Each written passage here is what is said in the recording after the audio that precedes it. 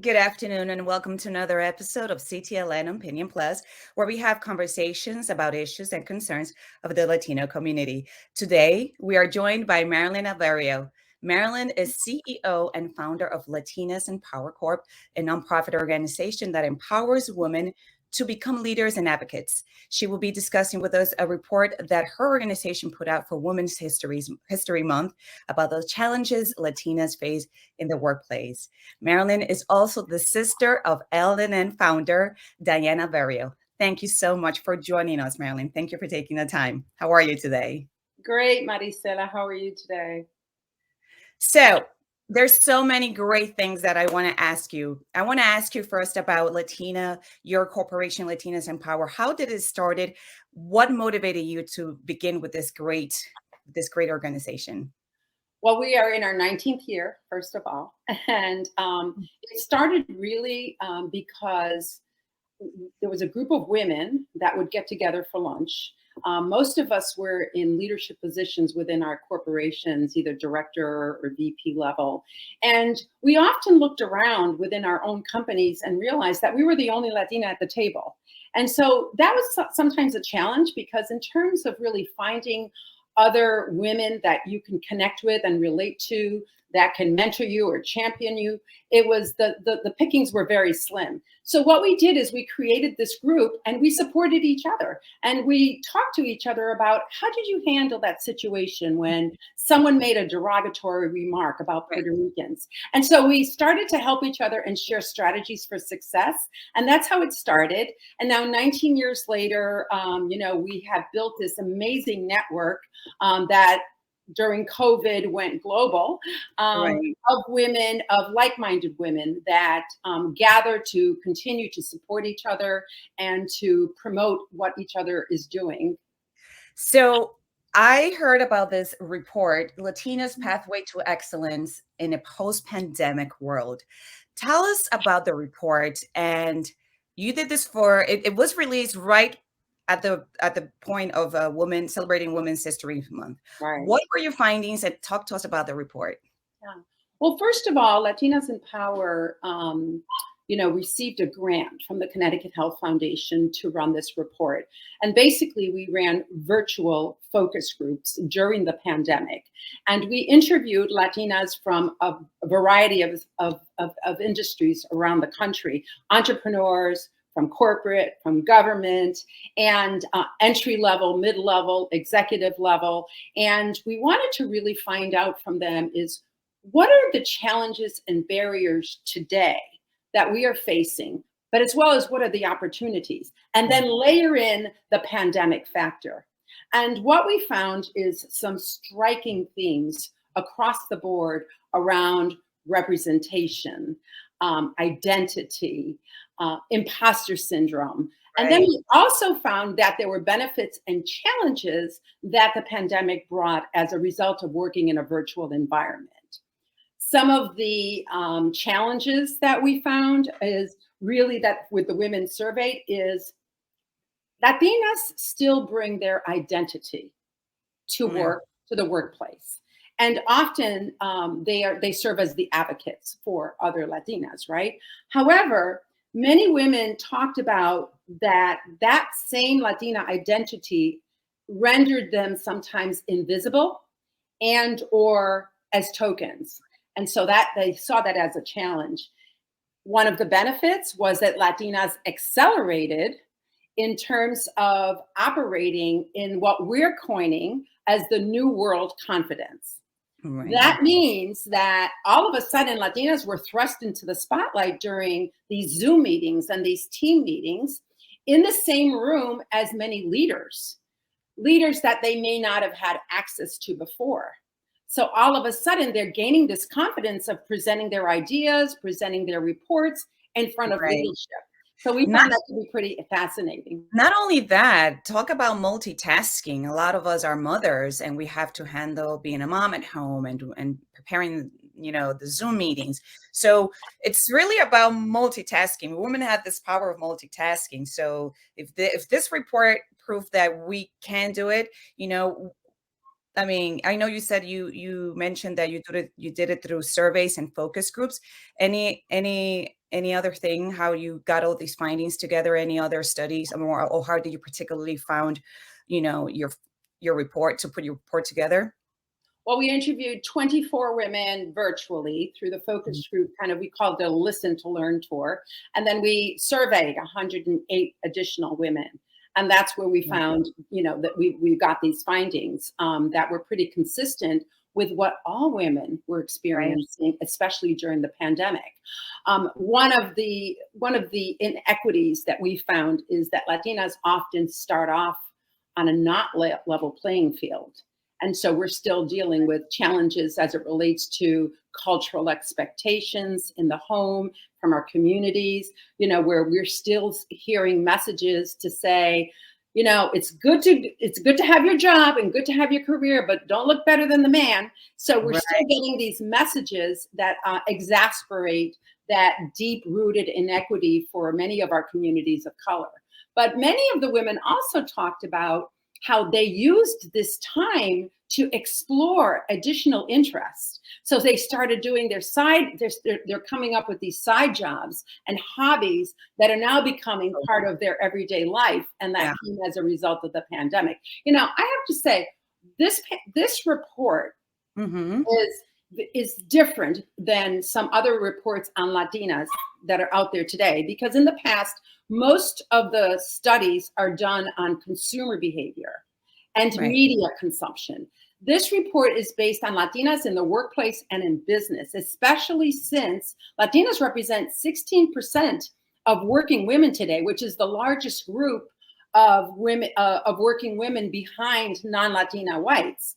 So that we're finding that many of the efforts that are out there from companies and from businesses that are looking for interventions and or ways to support Latina leadership, to address the Latina leadership gap, are came out through this report in terms of the findings. We have provided practical solutions for companies, businesses, anybody that's interested in implementing right away some of the ideas. That's great work. We need that push. Now that you have the findings, Marilyn, where do you go from here? I mean, where do you take it from here to improve the culture for women in the workplace? What Well, next? we had a plan to start with. So when we got the grant, the purpose of the grant was to really conduct these findings so that we could help to continue to inform. If we don't write our own narrative about where we're at, what we need, then someone else is going to write the narrative for Yep. us. And so we feel we need to document our success, our needs, our challenges, and to be able to then put it out there so that people understand what it is they can do for us. So what we're doing with the findings is that this is now going to inform us Hmm. on how to develop a 3.5-month certification program called the Latinas in Leadership Institute, acronym LILI. So someone was laughing the other day. It's because Latinos come up with all of these acronyms. Our names, Lili, Lala, Lulu. Right. So ours is Lili, Latinas in Leadership Institute, and we plan to launch it in That's 2023, great. taking the findings, because in the findings, they told us what they were interested in. They said, here are the kind of skills that we need. And it was Right. so interesting because some of the skills had to do with understanding budgets, Yeah. financial stuff, reading budgets. Like, how do you get from an entry or middle level management position into upper level management positions? What are those skills that are needed? And often it's unspoken rules, right? Right. And so they told us, look, we want public speaking. We want more information on budgeting. We want more information on just the whole environment of politics and how Right. politics play a role in how you succeed within a business or an organization. So they gave us that Mhm. information and that insights, and that's That how we're is building the curriculum. And that's That what we're is, doing with the findings. that's really great to hear because, as you know, the culture now, it's to become an entrepreneur, and we need more leadership institutions. We need more trainings like that. So this is perfect. And I wanted to ask you, your goal is to launch this Latino leadership in spring 2023, you said, right? This is the entire goal. So do you think that Latinas will ever be understood or supported, treated equally in a corporate environment? Now, I know you're working with this. I have to say, and we learned this through this report, is while report is about Latinas, it is relevant to all women. And so Latinas are like the totem pole that I always talk about is opportunities normally come to white women first, and then Black women second, and then Latinas last. And so that funnel of where we sit right now is a challenge. And I think that the more that we add our voice to what it is that we're interested in through reports like this, through information like this, through creating a leadership institute, the better off we will be able to move that needle forward. So in general, in corporate America, some of the challenges that we face is that Latina women in general, but Latina specifically, are usually funneled into a specific career path that doesn't necessarily have opportunity for growth. And that is something that we're still facing. And so then we have the pay equity issue, of course. I know. Yes. Latinas are making 52 cents on the dollar. Yep. African-American women are in the 70s. And I think white women increased by 1 penny last week. I think it went from 87 to 88 cents on the dollar. But the fact of the matter is that men are still hired at higher pay grades than what we are. So we're still facing those challenges. So yeah, there's still a lot of challenges. Our communication style is often seen as, she just doesn't have, that right communication style. Often we come across as kind, as we come across as empathetic and understanding, and that's not always seen as a good leadership skill. Right. Or weak. Or weak. Exactly. So, and then when you come across where you're strong and you're leading, then you're coming across as angry or aggressive. So emotional. So we're facing all of these challenges, and you just go, okay, what is the right combination? And we're still trying to find that. And I believe that through what we're doing, I mean, Latinas in Power has been around 19 years as a result of starting with that small group. We have an annual conference that sells out every year at 500 people. We now have webinars throughout. We have social media platforms, and we're hearing the same message. Don't stop. We need this. We feel very orgullosa that having something like a Latinas in Power. And I have to say, I'm not the only one doing this out here, but I'm doing it.